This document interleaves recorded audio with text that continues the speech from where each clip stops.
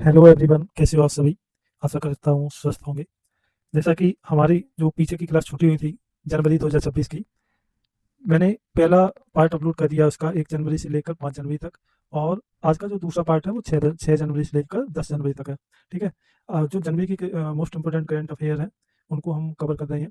और आपको मालूम है, हम वही क्वेश्चन करते हैं जो एग्जाम में आ सकते हैं, ना कि फालतू क्वेश्चनों पर अपना टाइम वेस्ट करेंगे। हमें और भी विषयों पर ध्यान देना है।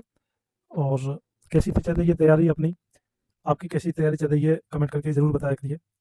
चलिए हम देरी ना करते हुए हम अपने क्वेश्चनों की तरफ चलते हैं। और आपको पता ही होगा, जब हम क्वेश्चन करना स्टार्ट करते हैं हम कहीं ब्रेक नहीं लेते हैं, फालतू की बातें नहीं करते हैं। हम अपना सीधा क्वेश्चनों पर टारगेट करते हैं, क्वेश्चन हमारे कौन से हैं, उनका आंसर क्या है। ठीक है। फालतू की बातें नहीं करते हुए हम क्वेश्चनों की तरफ चलते हैं। आज का हमारा पहला प्रश्न है, निम्न में से इस शहर में राष्ट्रीय para Olympic power lifting championship 2026 का उद्घाटन किया गया है? पहला ऑप्शन है पटना, दूसरा ऑप्शन है आपका भोपाल, सी ऑप्शन है आपका रुड़की और डी ऑप्शन है जोधपुर। तो इसका जो सही उत्तर हो जाएगा वो हो जाएगा रुड़की। तो इसका रुड़की में आयोजन हुआ है। आइए हम अगले प्रश्न की तरफ चलते हैं। अगला प्रश्न है हमारा, भारत के यश अनिल रासिया ने 7वें रोल बॉल वर्ल्ड कप 2025 में गोल्ड मेडल जीता है। देखो, जो गोल्ड मेडल जीतता है खिलाड़ी वो इम्पोर्टेंट हो जाता है। उसका खेल वो किस खेल से संबंधित है, और उसकी जो ये वर्ल्ड कप हुआ था वो कहाँ हुआ था। ठीक है ना। तो वही क्वेश्चन पूछा गया है, इसका आयोजन कहाँ किया गया था। पहला ऑप्शन है दुबई, बी ऑप्शन है पटना, सी ऑप्शन है नगोया और डी ऑप्शन है बर्लिन। तो इसका जो आयोजन किया गया था 7वें रोल बॉल वर्ल्ड कप का, इसका आयोजन किया गया था दुबई में। इसका जो राइट आंसर हो जाएगा वो हो जाएगा दुबई। आइए हम अगले प्रश्न की तरफ चलते हैं। अगला प्रश्न है हमारा, कुल 10 क्वेश्चन लिए हैं मैंने और 10 क्वेश्चन इंपॉर्टेंट है।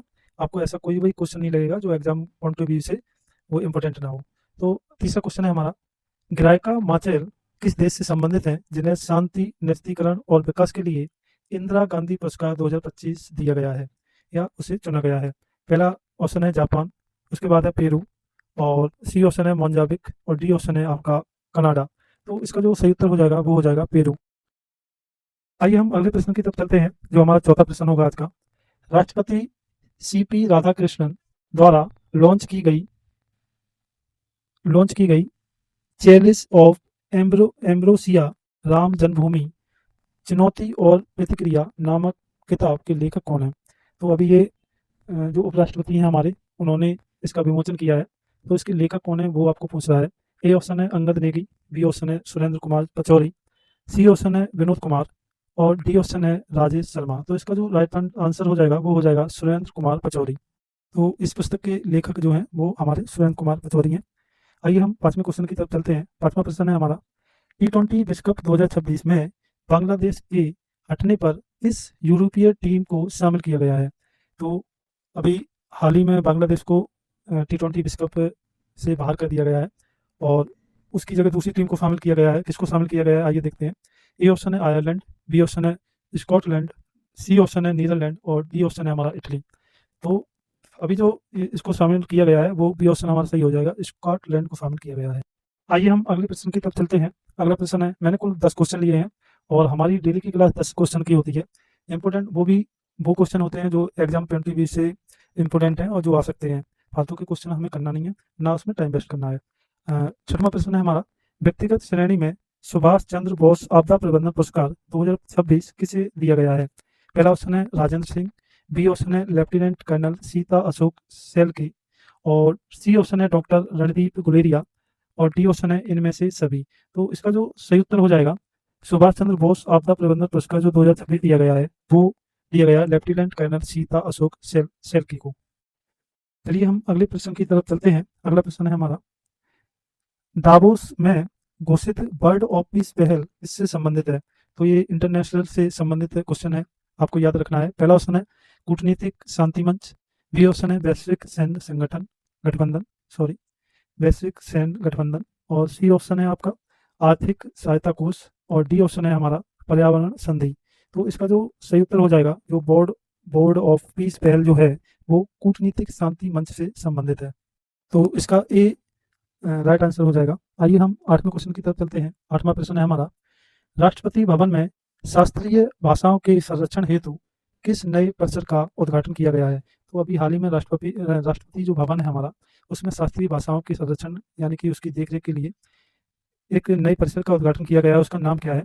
ज्ञान सरोवर, बी ऑप्शन है भाषा भवन, सी ऑप्शन है हमारा साहित्य सदन और डी ऑप्शन है हमारा ग्रंथ कुटीर। तो इसका जो राइट आंसर हो जाएगा वो हो जाएगा डी ऑप्शन ग्रंथ कुटीर। नवे प्रश्न की तरफ चलते हैं हम लोग। और नवा प्रश्न है हमारा, विदर्भ ने अपना पहला विजय हजारे ट्रॉफी खिताब किस टीम को हराकर जीता है?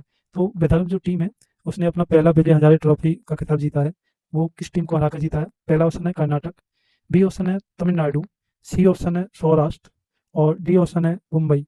तो इसका जो राइट आंसर हो जाएगा वो जो विदर्भ ने विजय हजारे ट्रॉफी का खिताब जीता है वो हो जाएगा सौराष्ट्र टीम को हराकर। तो इसका जो राइट आंसर होगा वो हो जाएगा सी ऑप्शन। चलिए हम आज के लास्ट क्वेश्चन की तरफ चलते हैं, जो हमारा 10वां क्वेश्चन होगा। 10वां क्वेश्चन है हमारा, द्वितीय वैश्विक बौद्ध शिखर सम्मेलन 2026 की मेजबानी कौन सा शहर कर रहा है? तो बौद्ध शिखर सम्मेलन 2026 का आयोजन कौन सा शहर कर रहा है अभी वर्तमान में? ए ऑप्शन है बेंगलुरु, बी ऑप्शन है हैदराबाद, सी ऑप्शन है चेन्नई और डी ऑप्शन है नई दिल्ली।